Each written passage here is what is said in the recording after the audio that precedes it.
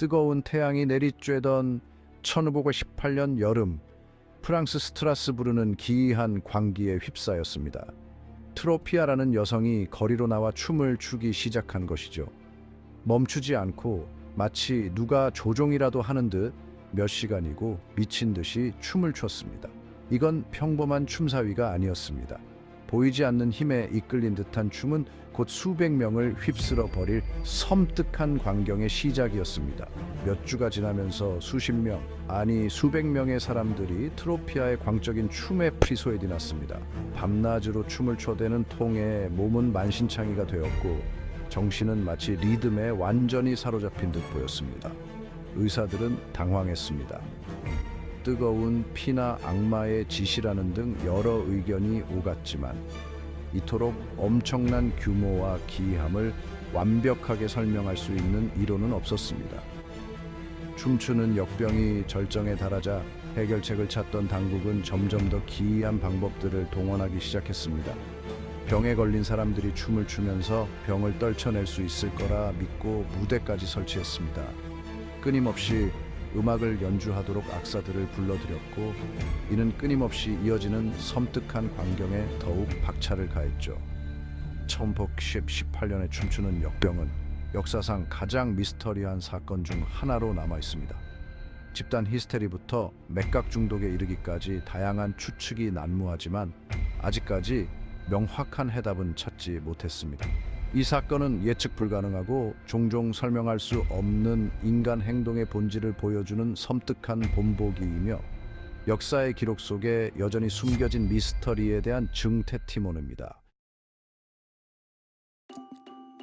역사는 흔히 전쟁, 혁명, 제국과 같은 거대한 사건들의 집합체로 여겨집니다. 하지만 기이하고 불가능해 보이는 이야기들이 숨어 있습니다.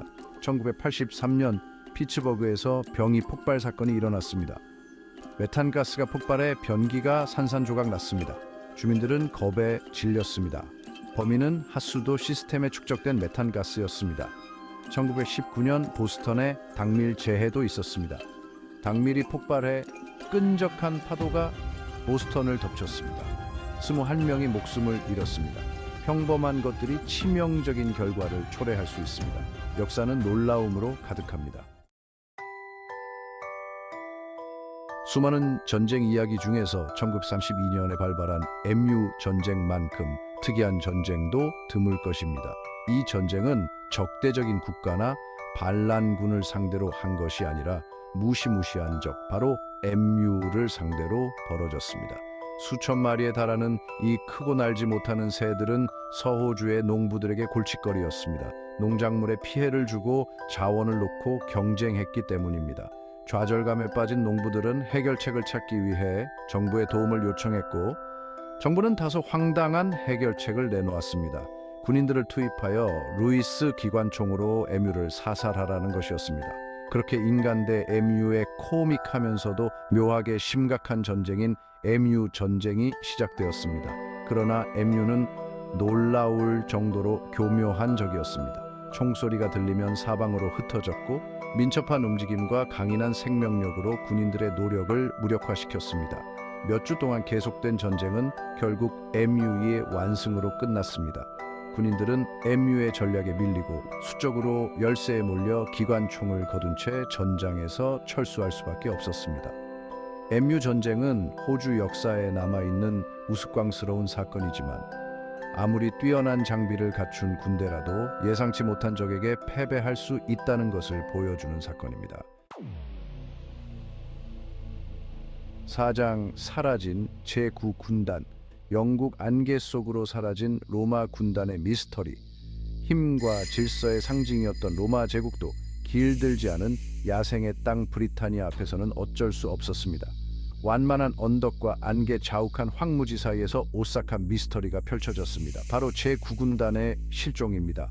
약 5,000명의 로마 군인으로 구성된 포미더블리한 군대였던 제9군단은 서기 2세기 초 역사 기록에서 갑자기 사라졌습니다. 마지막으로 목격된 곳은 브리타니아였으며 반란을 진압하고 로마의 지배를 확고히 하는 임무를 맡고 있었습니다. 그 후 아무런 소식도 들을 수 없었습니다.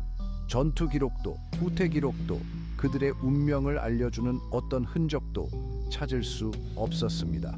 흉포한 켈트족에게 참패를 당했다는 설부터 질병과 탈영으로 점차 와해되었다는 설까지 다양한 추측이 난무합니다.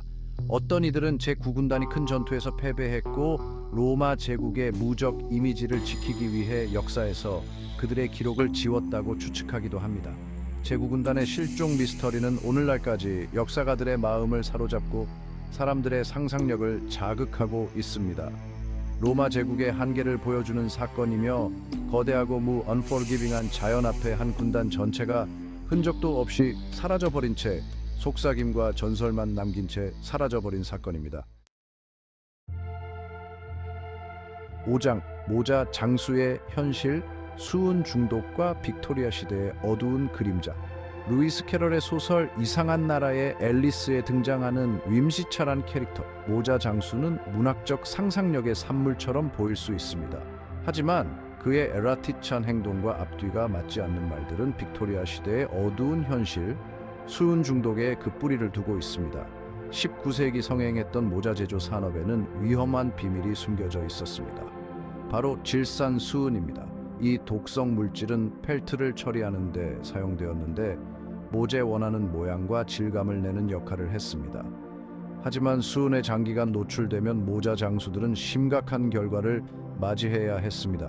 모자 장수병으로도 알려진 수은 중독은 떨림, 기억력 감퇴, 불분명한 발음, 에라티찬 행동 등 다양한 신경학적 증상을 일으켰습니다. 눈을 쉴 새 없이 움직이고 앞뒤가 맞지 않는 말을 하고 예측 불가능한 분노를 터뜨리는 모자 장수는 이러한 직업병의 비극적인 표본이 되었습니다. 비록 허구의 인물이지만 루이스 캐럴의 모자 장수는 산업 발전의 이면에 숨겨진 대가를 잘 보여주는 캐릭터입니다. 모자 장수의 이야기는 패션과 이윤 추구가 끔찍한 대가를 치르게 한다는 사실을 보여주면서 빅토리아 시대 사회의 어두운 이면을 드러냈습니다. 6장 탄자니아 웃음 전형 집단 히스테리인가.